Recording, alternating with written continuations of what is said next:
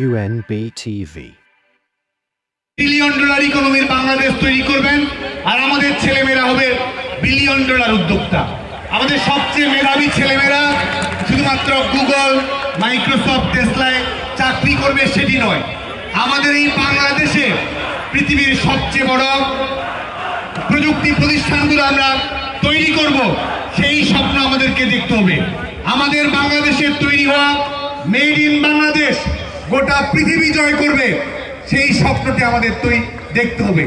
আমাদের বাংলাদেশের ছেলেমেয়েদের তৈরি হওয়া মহাকাশযান পৃথিবীর ঘুরে বেড়াবে, মহাকাশে দাপিয়ে বেড়াবে, সেই বাস্তবতা, সেই স্বপ্ন আমাদেরকে দেখতে হবে।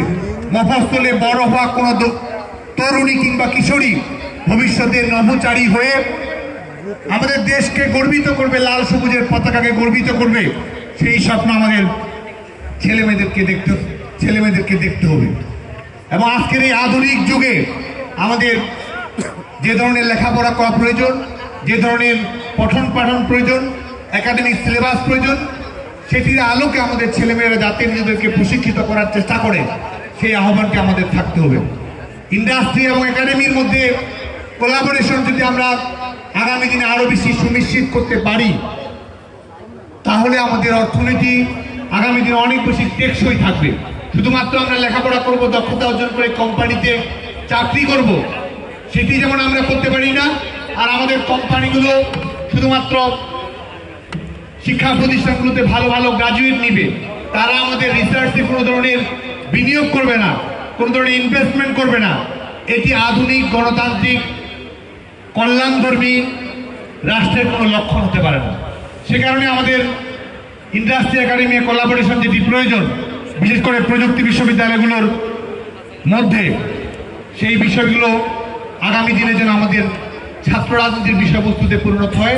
ছাত্র সংগঠন শুধুমাত্র মিছিল মিটিং নয়, ছাত্র সংগঠন বা আমাদের ছাত্রলীগ ভবিষ্যতে শিক্ষার্থীদের উপযোগী বিভিন্ন ধরনের কর্মসূচি বাস্তবায়ন করবে। এই বিশ্ববিদ্যালয় ক্যাম্পাসে তারা জব ফেয়ারের আয়োজন করবে, আইটি ফেয়ারের আয়োজন করবে, ইন্টারন্যাশনাল একাডেমিক কনফারেন্সের আয়োজন করবে। আমাদের ছাত্র সংগঠনের বিভিন্ন ধরনের পাবলিকেশন থাকবে এবং এটির মাধ্যমে ছাত্র রাজনীতিকে আমাদের ঢেলে সাজাতে হবে। ছাত্র রাজনীতিতে নতুনত্ব নিয়ে আসতে হবে, 21 শতকের চ্যালেঞ্জ মোকাবেলার উপযোগী, চতুর্থ শিল্প বিপ্লবের চ্যালেঞ্জ মোকাবেলার উপযোগী, এবং আমাদের তরুণীরা যে ধরনের মডার্ন থিঙ্কিং করে, ক্রিয়েটিভ থিঙ্কিং করে, সেই চিন্তা ভাবনার উপযোগী ছাত্র রাজনীতি যদি আমরা ক্যাম্পাসগুলোতে তৈরি করতে না পারি, তাহলে ছাত্র রাজনীতি দিনে দিনে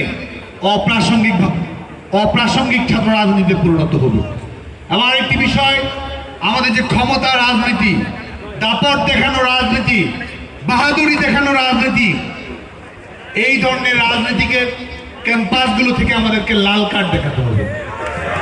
ক্ষমতা রাজনীতি, পাওয়ার পলিটিক্স, এই পাওয়ার পলিটিক্সের রাজনীতি ছাত্র রাজনীতির সিলেবাসের আওতাভুক্ত কোনো বিষয় নয়।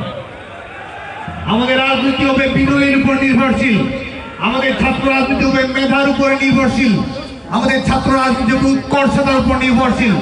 আমাদের ছাত্র রাজনীতি শিক্ষার্থীদের জিম্মি করবে না, আমাদের ছাত্র রাজনীতি শিক্ষার্থীদের বিকাশের সুযোগ তৈরি করে দেবে। পাওয়ার পলিটিক্সের জায়গায় বাংলাদেশের প্রত্যেকটি শিক্ষা প্রতিষ্ঠানে পলিসি পলিটিক্স চালু হবে। আমরা বিশ্বাস করি যে সেই ছাত্র রাজনীতি বাস্তবায়ন করার ক্ষেত্রে হাজীজানের বিজ্ঞান ও প্রযুক্তি বিশ্ববিদ্যালয়ের ছাত্রলীগের নেতাকর্মীরা পথ দেখাবে। বাংলাদেশ ছাত্রলীগ